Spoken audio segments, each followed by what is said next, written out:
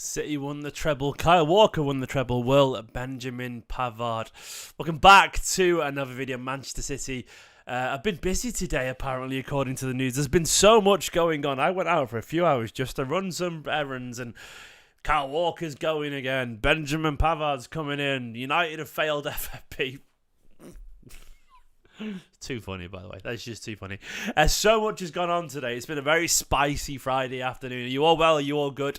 Let me know what you make of all this news, and we'll chat about this transfer rumour today. It's been a very interesting one.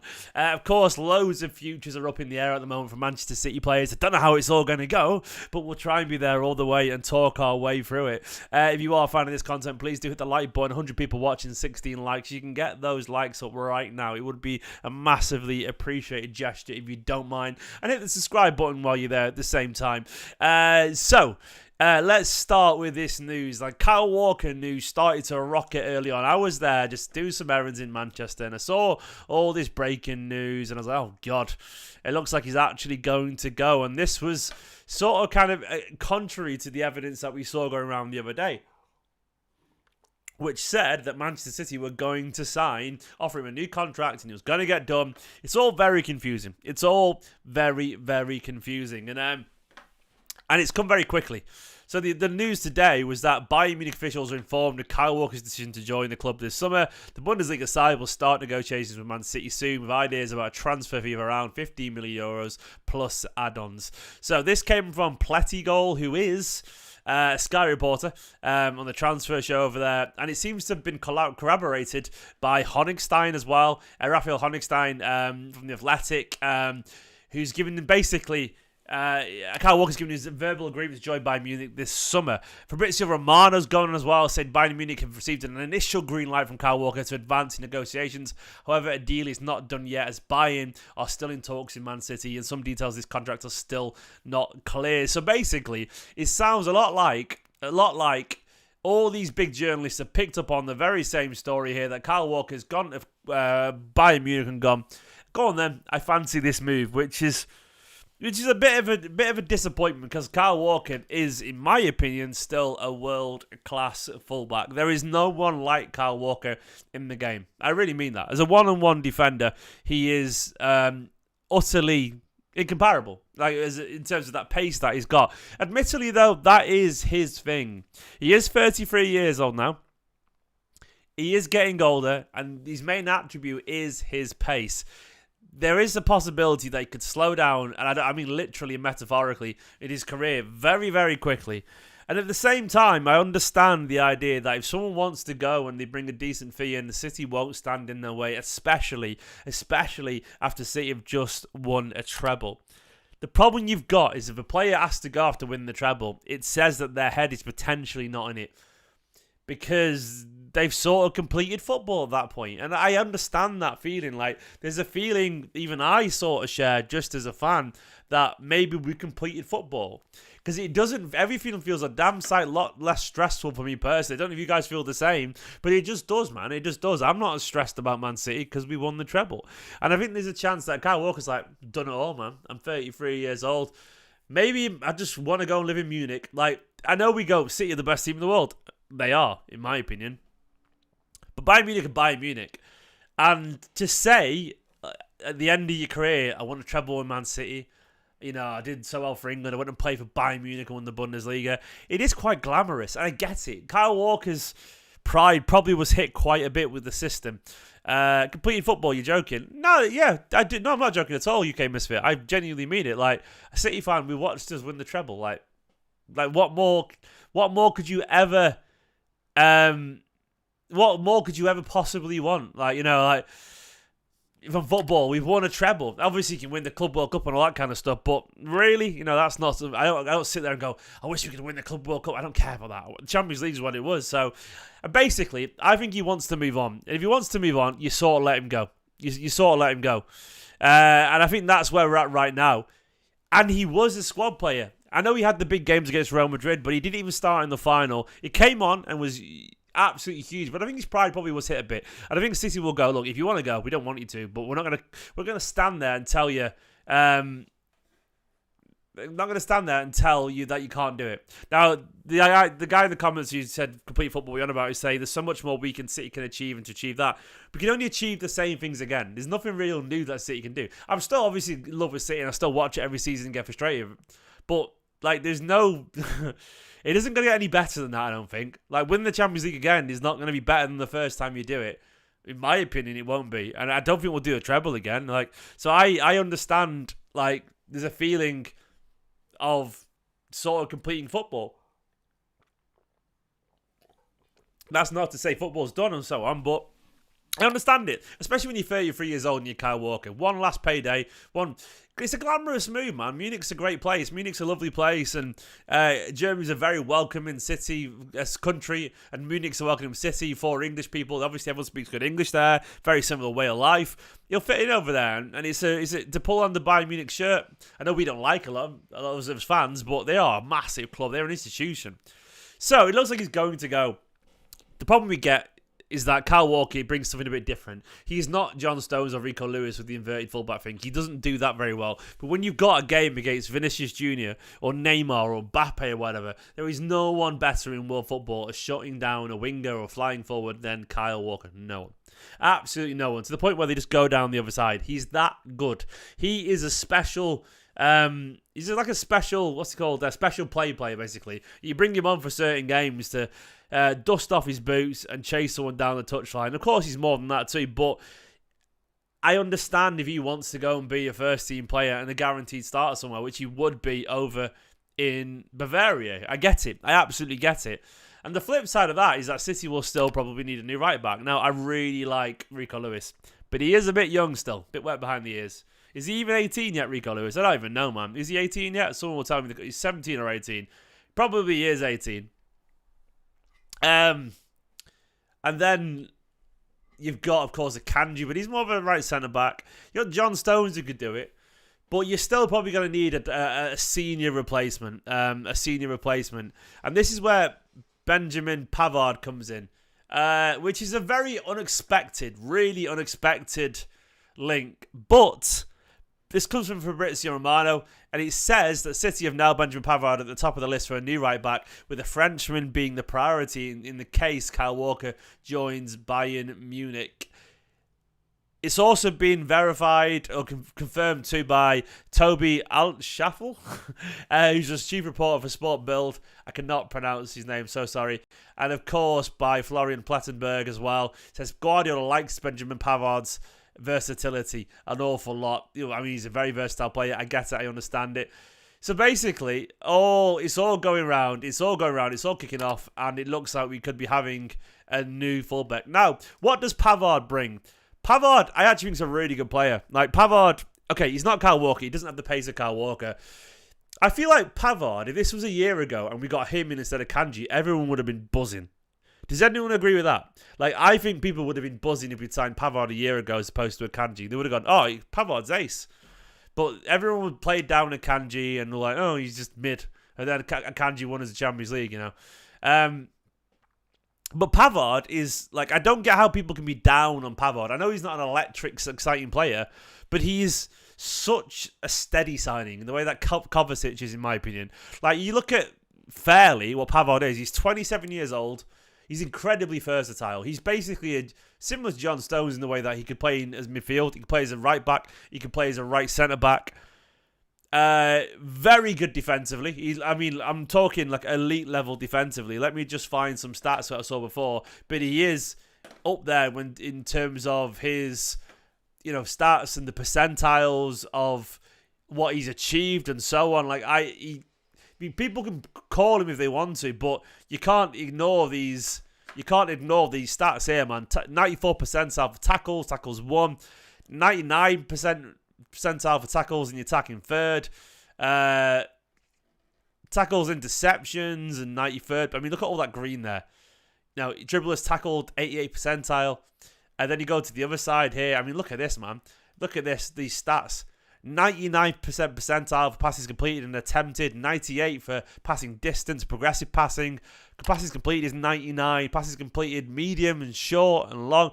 It's really, really high scored stuff. And then as well, Expected assist, 99th percentile for his position. Key passes, 97th. I mean, that is an awful lot of green. Progressive passes, 99th percentile. You cannot deny those stats. That is a real bunch of impressive stats, man. It really is. Stats don't tell anything. I absolutely agree. But what does tell you everything is when you use the stats and you look at what he's achieved in his career. He is a World Cup winner. Let's have a look at what he's achieved in his career. Actually, let's go over here to his, to his career, because he has won he's won the Bundesliga, obviously 4 times, the DFB Pokal, the Super Cup, the Champions League, the UEFA Super Cup, the FIFA Club World Cup. He's won the FIFA World Cup, of course, the UEFA Nations League, won goal of the tournament. We all know that goal. Champions League breakthrough 11. He's a Knight of the Legion of Honor. What a name. Basically, his pedigree is immensely high. So I'm not saying he's a world-class player, but is he a good signing? Is he a good player? Will he fit into Manchester City's style? Yes. To me, he's a really good fit for this current structure that Manchester City have got. He's the same again, though. He's the same again. That's what I would say. The downside is he's not going to be different like Kyle Walker is. He's going to be very much in that, Stones, Rico Lewis, kind of a Kanji, right centre-back, right-back kind of role.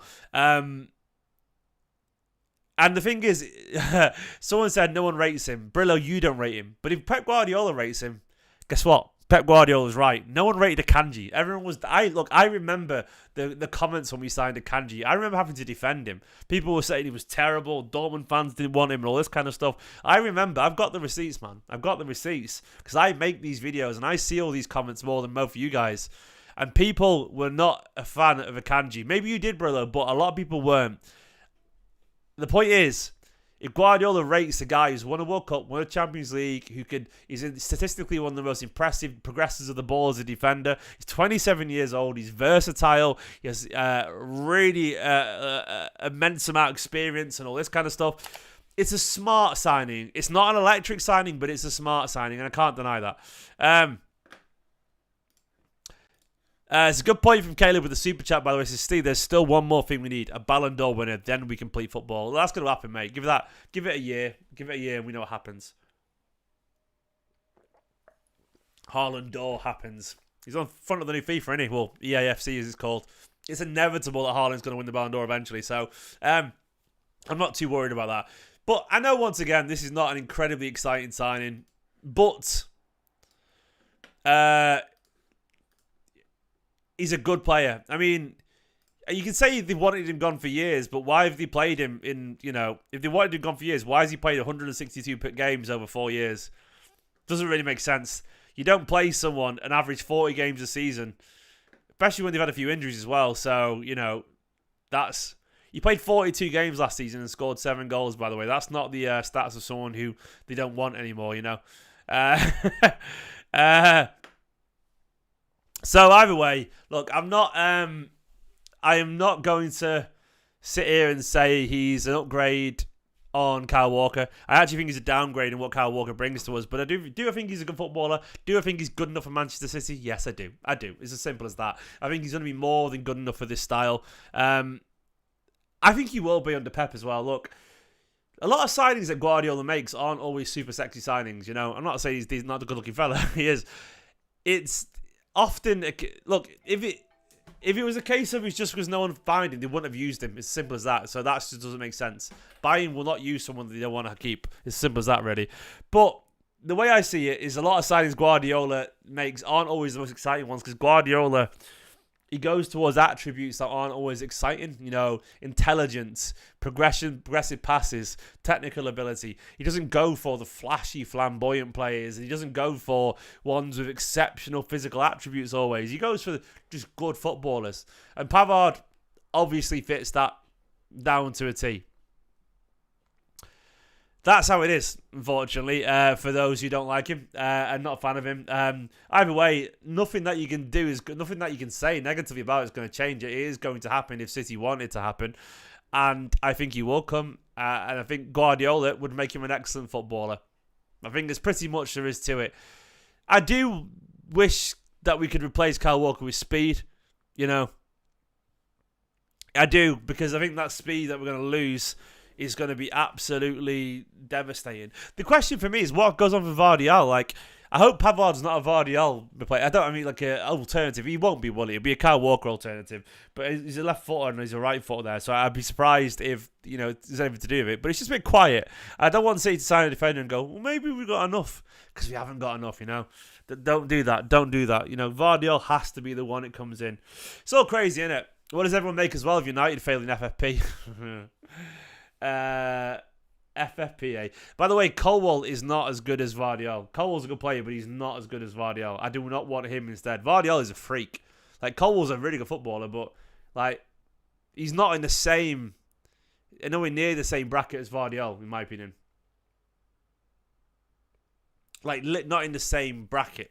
Not in the same bracket. So I don't want Colwell near Man City. Well, I don't want him instead of Vardiol, because I feel like Colwell would be a good player, but Vardiol is just, like, special.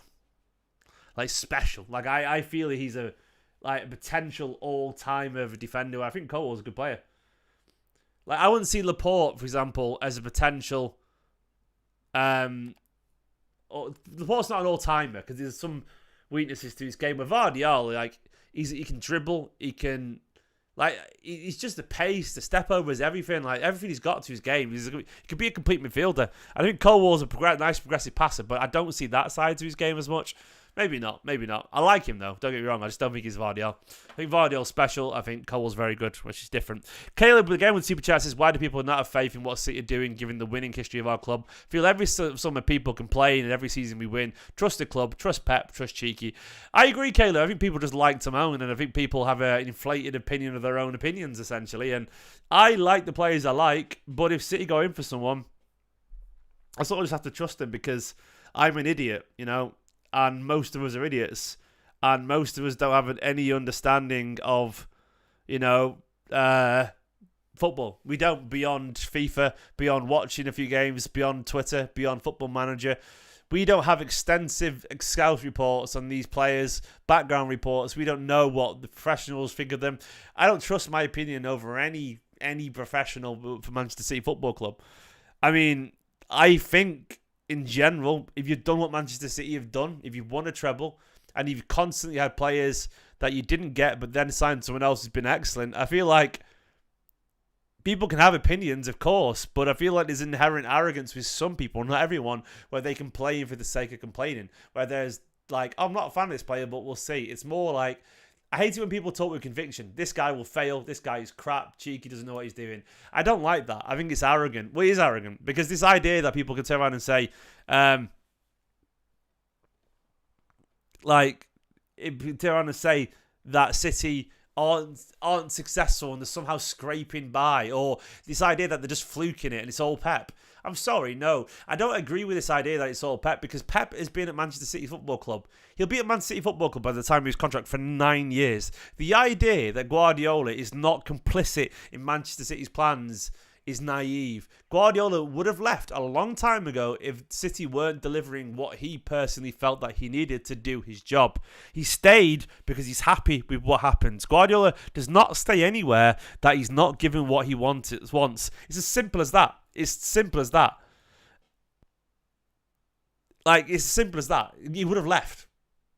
He doesn't have to stay around. He doesn't have to. He's Pep Guardiola. He can get any job in world football. The fact is, Guardiola wants a smaller squad. He does. Guardiola's the one who demanded Cancelo leave, even though they wouldn't have time to get a replacement. It was his choice. You haven't got time to get a good left-back replacement or someone in January, 2 days before the end of the window. But they said, get rid of him. I don't care. We'll go. And that's what they did. Guardiola, obviously every now and then, we won't always be perfect. Every now and then, people miss out on a target. But time and time again, they make the right call. Wait a year for an Aguero replacement and we'll get Haaland, because there was no one else good enough. City go to the market a lot and look for players and decide that people just aren't good enough for the level. And I actually agree. And I think that's why we didn't sign a left-back. Do you remember when we were linked to... I've forgotten his name now. It's absolutely slipped my mind. It's Tagliafico, the left back. I know for a fact that City were really, really close to pulling the trigger on Tagliafico. They looked at him and then went, he's just not good enough. And they decided that he wasn't good enough. And that the left-back market wasn't good enough. People talk about names like Grimaldo and Tagliafico and all these people. They're just not good enough. Like, they're okay players, but they're not, like, great players. So City just went, nah, we're not going to sign someone for the sake of signing someone. And Guardiola's complicit in that too. So when we sit here and moan about City not knowing what they're doing, in fact, actually, they know what they're doing more than us. They understand the potential destructive value of signing a player for the sake of it. You sign a player when you really want to sign one, when you think that they are absolutely going to bring something. Because all you get, you sign a player, right, and if you don't like them in the end, they sit around and do nothing, and you get someone just sad. Someone taking up space, and you get expensive, sad flop sat on the bench who's there for a season or two that you make a loss on. If you signed a Tagliafico, he would have been bang average probably, and you probably would have spent 30 million on him, and he wouldn't have played much, wouldn't have been good enough, and we probably would have lost 20 odd million as we shipped him off for 10 million after a couple of years. That's it to me. That's it. And that's why Man City think they know they will lose money. They won't be a net positive. And they'd rather just make do with the squad that they've got. And Guardiola is in on that. It may not feel that way, but it's just how it is. You know, that's just how it is. Either way, I am disappointed to see Kyle Walker go. I was chatting to my mate. I went to Idle Hands in Manchester, great cafe, go to there. And I was chatting to my mate, he runs it, Dave, Big Blue. And he was saying, like, I'm surprised that this might not be the one time that City said to Kyle Walker, nope, you're staying. You've got 1 year left on your contract. Just hang around. Just stay.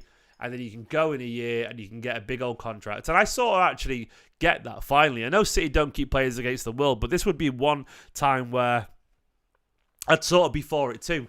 Kyle Walker's Kyle Walker. He's not going to kick off or anything like that. It'd be totally fine. But it'd be nice if City just went, nah, absolutely not, you know. Just stay around. Just stay around. So it is what it is. It is what it is. I don't know. I'm not talking about Mendy. I can't be bothered. I'm not getting involved in legal cases. He's not a Manchester City player anymore. It's all very messy. It's all very. I don't know. I don't know what's going on. I don't. It's all no. It's not. It's none of our business anymore. I've got no interest in it. I mean, either way, guilty or not, he doesn't come across as a particularly wholesome person, you know. So I'm not going near that whole story. So I'm not going near there anyway. Guys, thank you for watching this video. We'll see how it goes. We'll see how it goes when City maybe offload Kyle Walker and sign Benjamin Pavard. There will be incomings. There will be goings. We will see what happens.